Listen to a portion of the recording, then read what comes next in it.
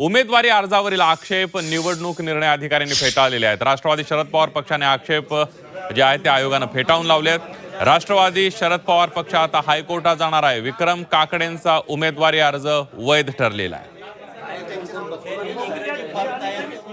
आपण टॅक्स भरायचा एक एनओसी असतो, नो ऑब्जेक्शन सर्टिफिकेट, ही आपण सगळे टॅक्स भरलेले आहेत।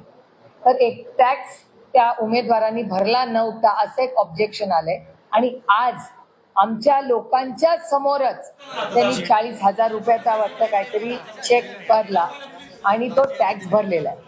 आता ह्याच्यात मला फक्त टेक्निकल प्रश्न आहे, मी या विषयातली कॉन्स्टिट्यूशनल एक्सपर्ट नाही, पण इलेक्शन कमिशनच याचं उत्तर देऊ शकेल। माझा इलेक्शन कमिशनचा अनुभव जरासा वेगळा आहे, पण इलेक्शन कमिशन मध्ये मला माहिती आहे की ॲफिडेव्हिट मध्ये लिहिलेलं असेल की मी कुठलाही आज म्हणजे माझे सगळे ड्यूज क्लिअर आहे, तर आज त्यांना परत संधी असते का छाननीमध्ये, हा प्रश्न हे एखाद्या मला असं वाटतं तज्ज्ञालाच विचारायला लागेल।